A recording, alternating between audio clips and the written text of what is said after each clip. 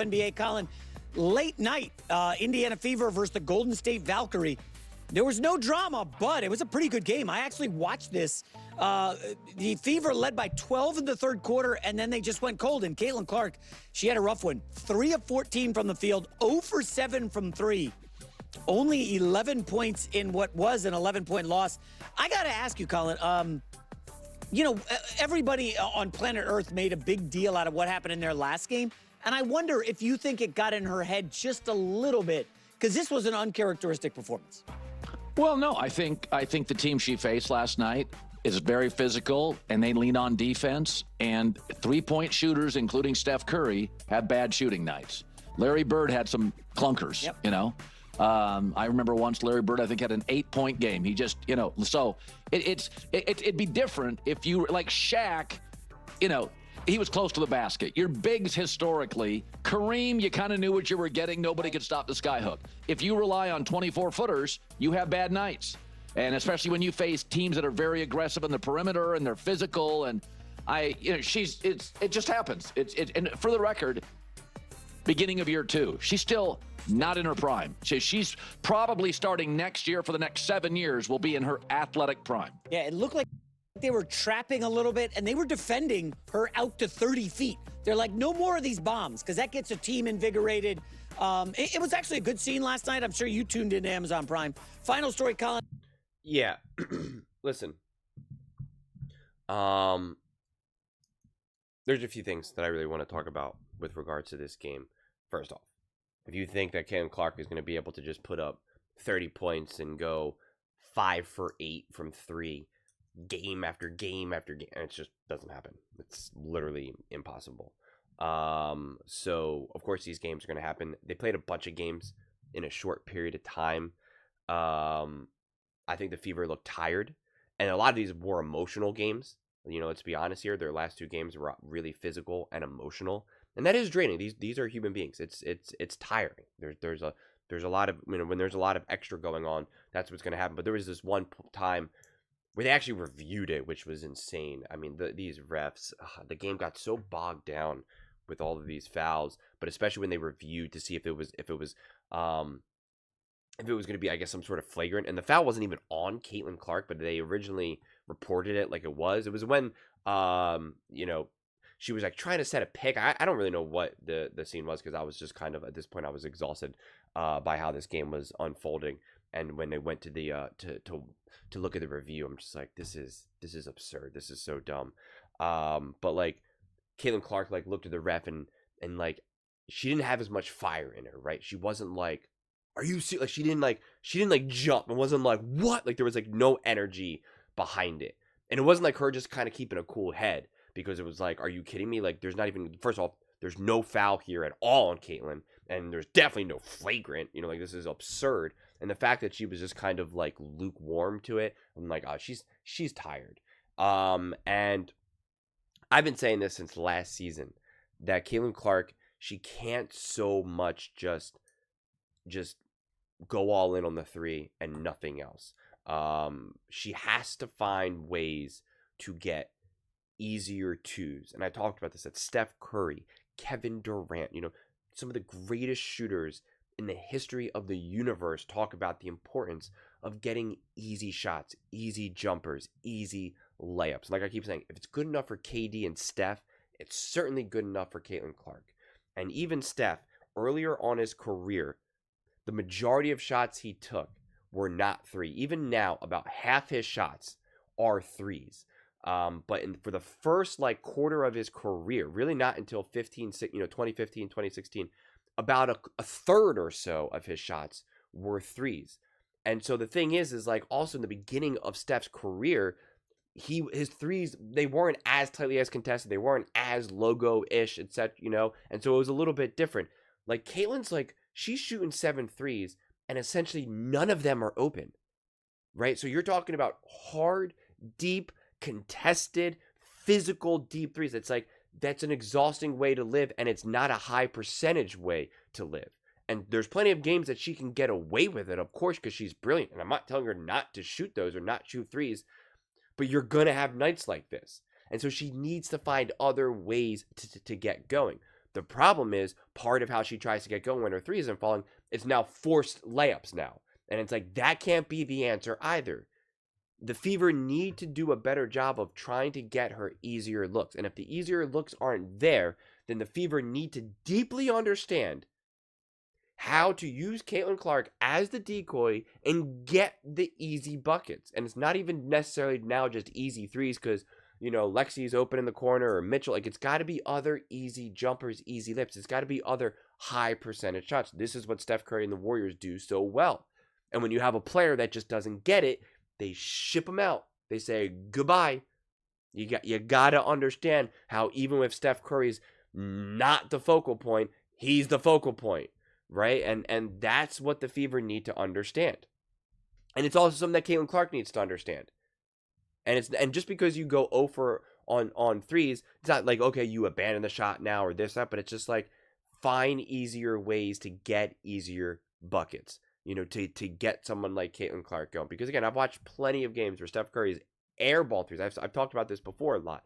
Like, watching someone like a Steph or Clay airball three is one of the most empowering things ever. And I wish I saw that when I was younger and playing and up and coming, because it was just like the greatest shooters in the world literally airball. So of course I'm going to airball. Of course I'm going to have a terrible shot. Of course, when Steph Curry goes 1 for 8, it's like, I'm going to feel bad for if I go 1 for 8 in a game. Like, no, I'm not better than Steph. So if Steph's going to go 1 for 0 for, I'm going to go 1 for or 0 for certainly, and a higher rate than him as well. So like, it helps put all these things in context. But I think the Fever were tired. I think they were a little bit emotionally drained. And this was you could see that the Golden State Valkyries had so much more energy, so much more. But you could see that the game mattered more to them. This is one of those feelings when it really is like playing the Fever is everyone's championship, is everyone's finals. I forget who said that like last season. They were like, I think Sabrina or Asia. I forget who exactly said it. And it was like, you got it wrong. Like, everyone wants to beat the Fever. Like, there was that one moment when Caitlin Clark traveled, and did you see that guy who was sitting courtside? I mean, like, he was practically on the court and he was going like this and screaming. I mean, like, he was so intense, and it was just like, first off, how the refs and how the stadium even just allows that guy to be that obnoxious, like right there on the court. It's just like, sit down. Like, what are you doing? And that's the thing, man. Every single game for Caitlin Clark and the Fever, it's playoff atmosphere. Everybody so desperately wants to beat Caitlin Clark and the Indiana Fever. And so you can have games like this where it gets emotionally exhausting. The fatigue catches up to you, and it's something that they're going to have to learn how to navigate. And I think it's the way how Steph Curry worked with it was like he got even better conditioning. Not only cardiovascularly, but then also muscularly. He put on more weight, he got physically stronger, and his endurance is just legendary at this point. The way how much this guy moves. And you can see plenty of moments when Caitlin Clark is tired. There's times when, like, the mind wants the ball, but the body doesn't. She's just like, nah, I can't.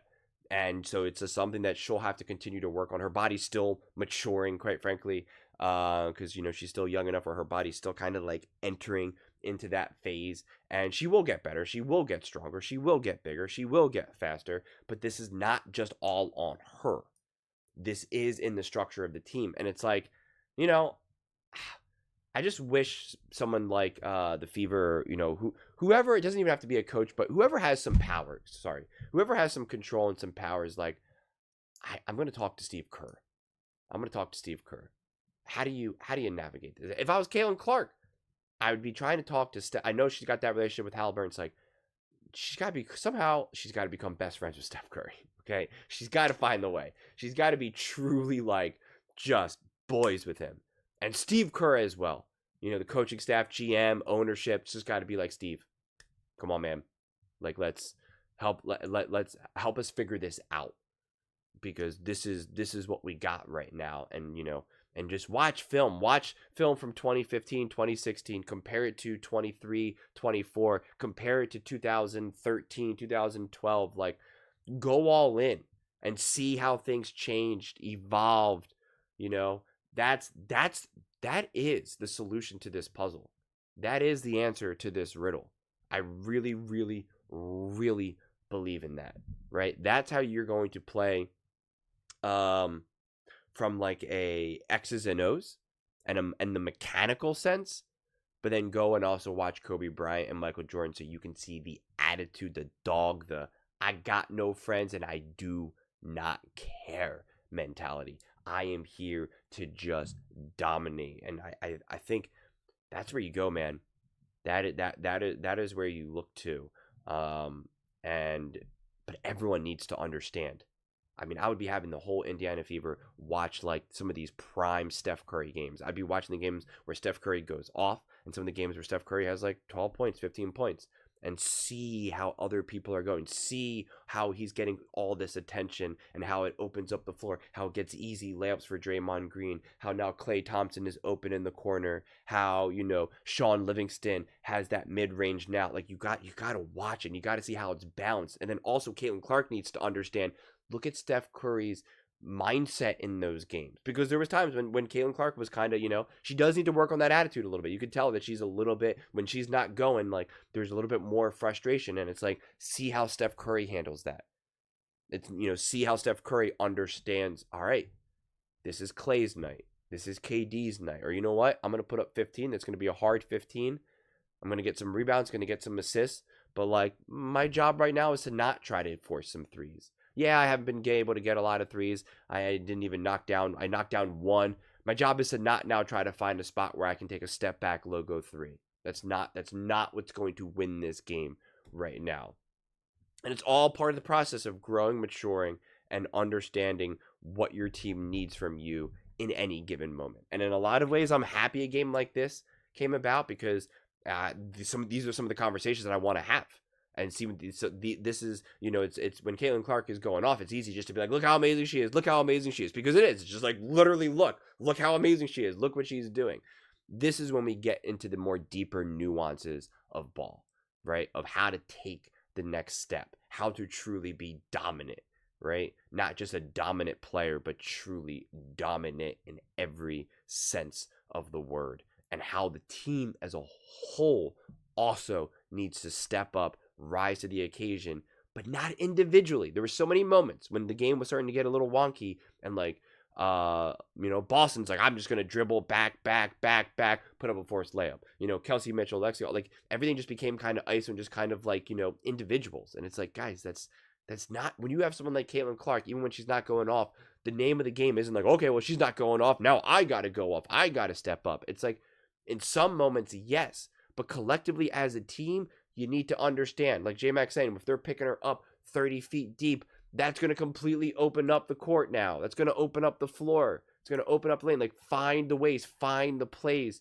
that are then going to get easier buckets, you know? Yeah. But those are just my thoughts. I'd absolutely love to hear yours.